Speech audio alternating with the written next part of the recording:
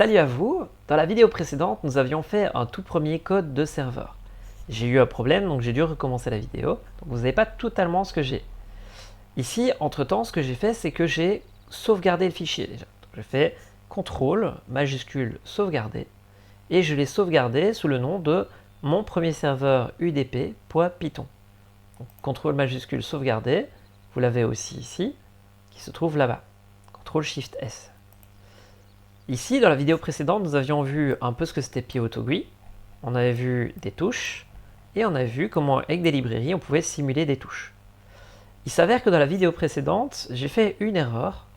C'est que ici, dans cette partie-là, nous avons mis crochet 0, ce qui marche pour le 4.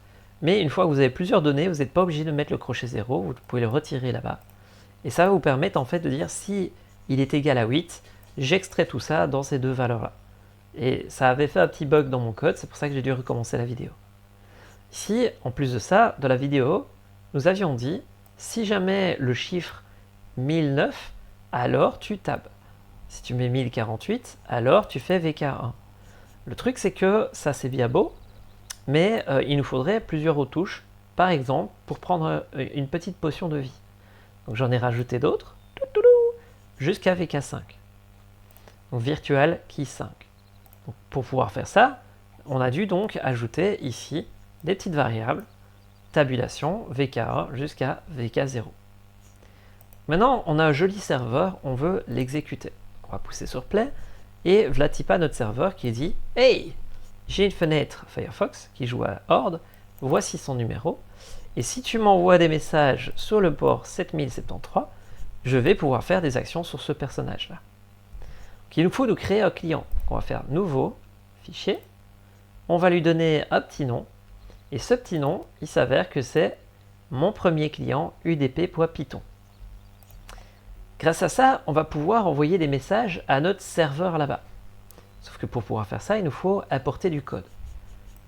D'abord, une librairie socket pour savoir ce que c'est du réseau, une librairie struct pour savoir compresser des données en des 1 et des 0, et une librairie time pour attendre un tout petit peu. Maintenant qu'on sait comment compresser et envoyer des messages, il va nous falloir dire vers où. On veut viser vers notre propre ordinateur pour le moment. On pourrait viser vers l'ordinateur de quelqu'un d'autre, mais là, vu que le PC est là, on va viser vers le nôtre. Vers quelle application? Si on regarde sur le serveur, il nous dit que c'est le 7073, et c'est ça parce que nous, on a décidé d'écouter sur le serveur 7073. Maintenant, ce qu'il va falloir faire, c'est dire quel joueur on veut bouger. Parce qu'ici, on n'en bouge qu'un seul.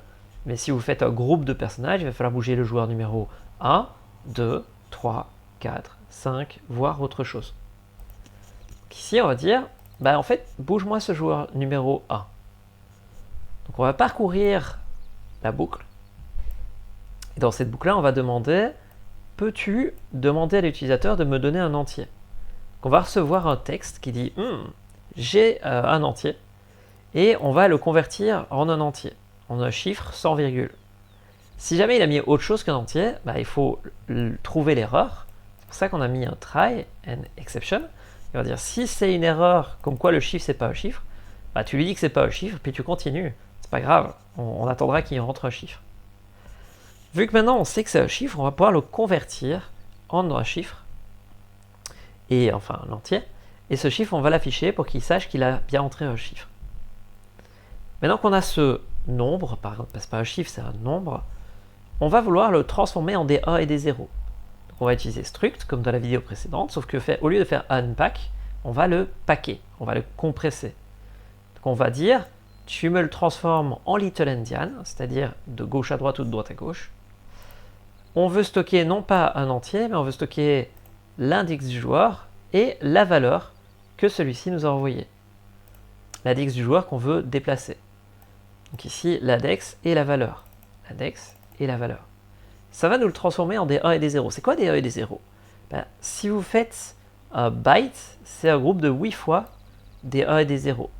Si vous faites 4 bytes, c'est 32 bits.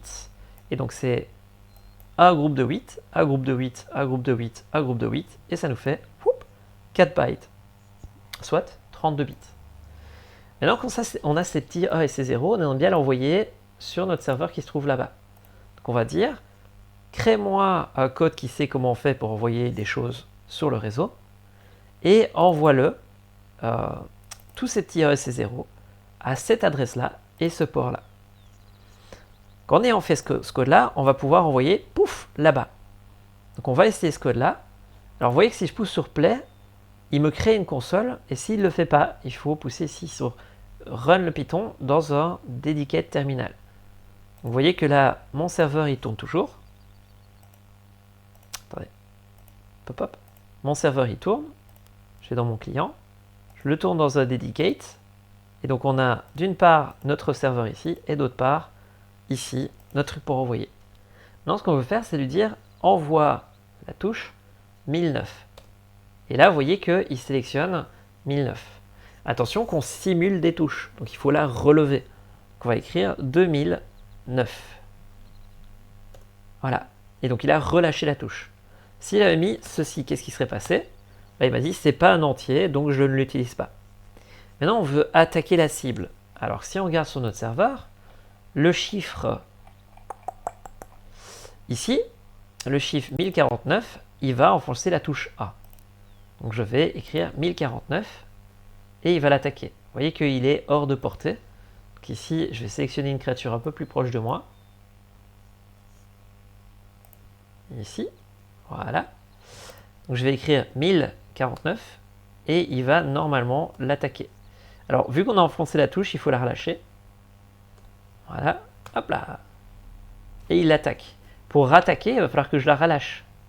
Donc je fais 1049, puis je la retape. Hop là. 2049.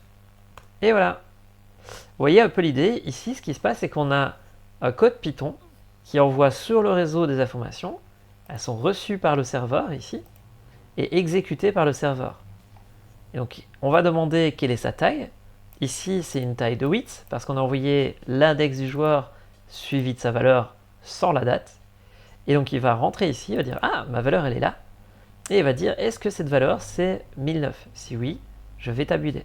Si c'est 1049, je vais pousser sur la touche 1.